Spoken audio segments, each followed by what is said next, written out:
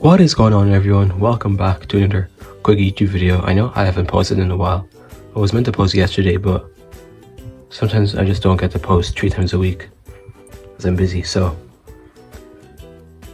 hope you guys are having a good day and welcome to another video. Today I'm going to be doing another video on my veiled chameleon care guide. So I just wanted to do another video. So veiled chameleons are also called as yam chameleons, and chameleons, of course, they are solitary creatures and they don't need a lot of like friends or like other reptiles in their tanks. So now let's get right into it. So with chameleons, these are creatures, of course, they could be good as beginner reptile pets, but also it's better to have some experience in other reptiles before you go into consideration of buying a chameleon. So of course with chameleons, they get really big, and when you have a chameleon you should also be able to upgrade its tank as it gets bigger. As with the species of chameleon that I have, it's called a yam chameleon, and they get to around 24 inches, but the average is 14 to 18 inches, and females get particularly smaller. And of course with chameleons you need a lot of plants and foliage in your tank. So this tank right here is a 24 by 24 by 18. It's a pretty big tank. At the bottom layer I have some refty bark, and then I have a lot of leaf litter in my tank, some sphagnum moss, some sticks, foliage, sticks. I also have a foam background, which is pretty cool. It's a grey one.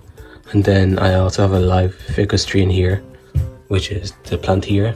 These are also good because these species of chameleon can also eat ficus trees, but also I never really see my chameleon eating vegetation. So of course with chameleons, it's better to keep them in a glass tank, such as an exoterra tank. Exoterra tanks are also the best kind of reptile tanks you can house your reptiles in, as they are also really handy. They have 2 front doors, which you can use to access the front of the enclosure, and they also have a top mesh screen where you can take off. And so with the chameleons, of course they get pretty big, so as they get bigger you should also decide on getting a bigger tank. So right now my male is, I'd say, maybe 8 inches, and this is a 24 by 24 by 18 exoterra tank, so it is 2 foot tall, which is 60 centimeters, and then it would be the same in length, and in width of the side of the tank it would be 18 inches. So it's pretty big and decent. Now I'm going to be telling you on what you need in your enclosure. So with the chameleons, you should have a lot of foliage and decorations in your tank, as they also like to hide, and of course with chameleons they also like to blend into their surroundings as they change color. So in my tank right now I have a layer of refty bark, I have some fake plants, leaf litter, sphagnum moss, branches, sticks, a wall background, and a live ficus tree. Of course it's best to have a lot of foliage in your enclosure, as they like to hide, and it gives them places to hide if they feel threatened or if they don't feel safe. So of course in your chameleon enclosure, they are also tropical creatures, chameleons, so they need a lot of humidity in their environment. So with me, I would spray or mist out my enclosure 2 or 3 times a day, as also it's best to keep them in a glass tank, because if you have them in a glass tank, the tank will keep in most of the humidity more, and it will also have the water on the sides of the enclosure, which if you have chameleons in a mesh enclosure as I had before, and you mist the enclosure, the water will then either evaporate because of the warmth of your heat bulbs, and also with mesh enclosures they also have a lot of holes, so it can't really keep in most of the humidity and moisture of the water. Now I'm going to be just telling you guys what kind of lighting you need. So of course with chameleons, these need two types of bulbs, so it'll be a heat lamp and UVB lighting. So with UVB lighting, you need to change your bulb around every 6 to 7 months, because if you have your bulb for a year, your chameleon can start to get metabolic bone disease, which that is a really bad thing, and it's also just better to have multiple UVB bulbs, so every 6 months you can change your bulb.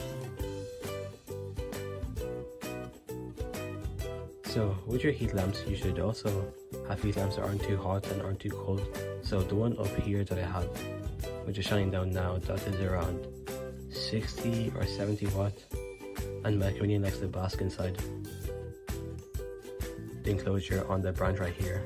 And now I'm going to be showing you the types of UVB bulbs that you need and heat lamps.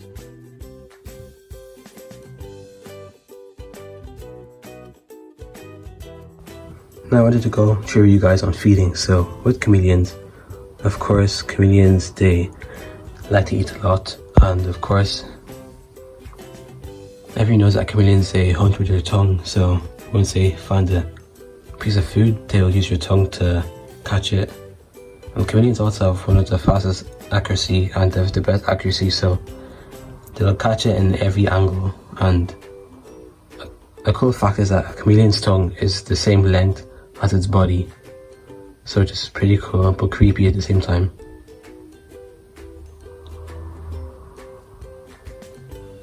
So with lighting, you should keep your lights on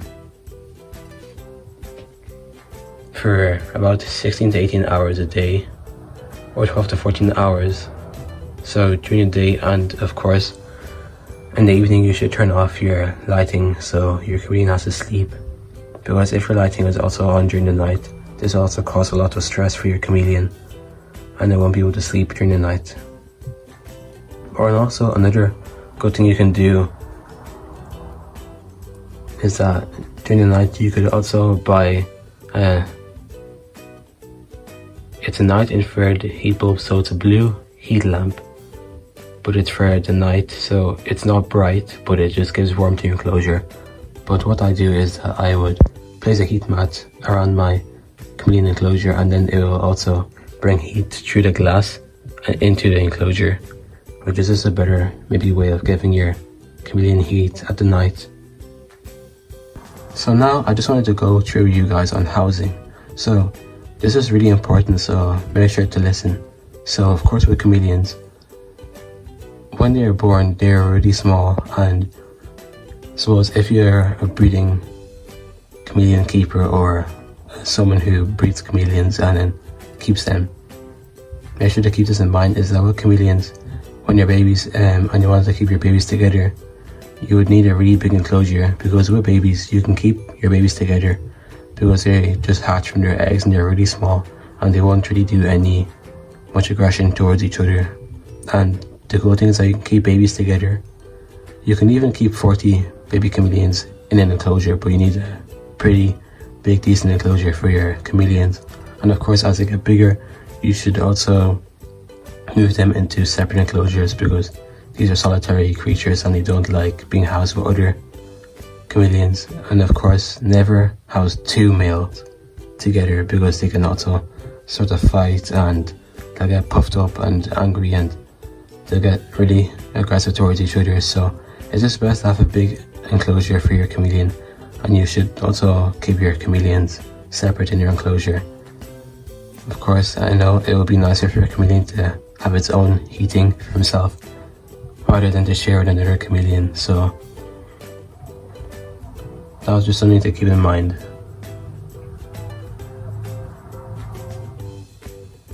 So of course, now I'm going to be going through with you guys on shedding. So with the chameleons, they shed mostly when you're young, so maybe your chameleon could shed every week, and as they get older it takes a lot more time for them to shed their skin.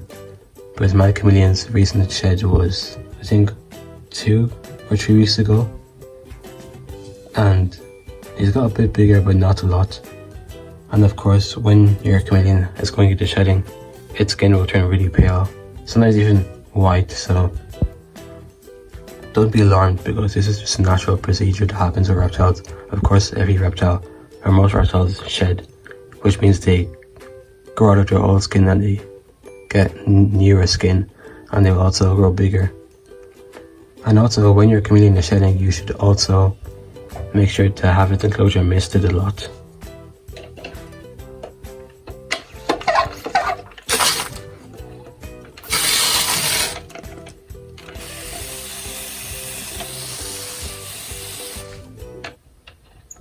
Because if you don't have your enclosure misted, then your chameleon will have a lot harder time of shedding its skin.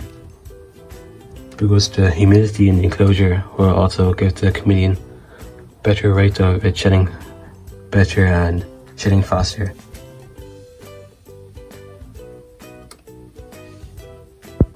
So now I just wanted to go through with you guys handling your chameleon. So of course with chameleons, they aren't really handling pets, maybe like bearded dragons, because bearded dragons, they're also just different reptiles that might also be better for handling. Of course, some people can even tame their bearded dragons, and you can also train reptiles in general, but it's hard to. So now I just wanted to go through with you guys on handling. So of course, while handling your chameleon, you could handle your chameleon maybe twice or 3 times a week for maybe 5 or 10 minutes. This is also something good to do, because if you have bought a chameleon and never handled it, or brought it out from its enclosure and maybe like held it for a while, if you never do this, your chameleon can also turn really aggressive, and sometimes if you come into its enclosure, it will try to bite you or also puff up and hiss. So with me, I would maybe handle my chameleon twice a week for 5 to 10 minutes, not too long, not too short. Sometimes even 5 minutes, just for a little quick handling, so my chameleon will also get used to me. So that was just something to know about handling your chameleon. One more thing, I just wanted to tell you guys on what kind of heating you need for your chameleon. Also right here, for my tortoise enclosure, in my most recent video, I use a 50 or 60 watt infrared red heat lamp. With chameleons, you should try to not use red infrared heat lamps, because this could also cause stress. So it's better to use a daylight heat lamp, as it's better. So now I just wanted to go through you guys on breeding your chameleon. So of course, with your chameleons, you need 2 chameleons that are full grown, healthy, and have big enclosures. So of course, with your chameleons, if you're planning on breeding them, you need 2 good, healthy chameleons. So all you have to do is pretty simple. You have your 2 chameleons that you have grown since the past while, or 2 years, and then once your chameleons are full grown, you can put them into a big enclosure. And of course, with your chameleon enclosure, when you're breeding your chameleons, you want pretty decent sized logs or branches for your chameleon, because they're a lot heavier, close to 200 grams. And also, sorry for the noise in the background, that's the sector of my tortoise. So anyways, with your chameleons, then once your chameleons are inside the enclosure, you can watch them if you want, and then whatever, in the next few hours they'll do their thing. And then after your chameleons have bred, then you can separate them, and of course then you have to feed your female and also fill her up with calcium and more food, because then she'll lay her eggs. And also, a cool fact about chameleons is that they can lay up to 90 eggs, which is a lot. So of course, if you're planning on breeding your chameleons, make sure to be prepared, because you'll have a lot of baby chameleons and a lot of mouths to feed, of course. So just something to keep in mind. And of course, I hope you guys enjoyed today's video. I really need some more ideas on what types of videos I can do. Just comment down below, write some more comments in the videos that I post from now on, and also just subscribe to the channel. Of course, any of you guys who are new here, hello to you guys, and this is a channel of me on how I keep my reptiles, how I feed them. I like to make different videos on my reptiles and just educational videos on reptiles and arachnids. So of course, if you guys like my channel, make sure to share it, subscribe. Of course, I'll see you guys in the next video. Peace out.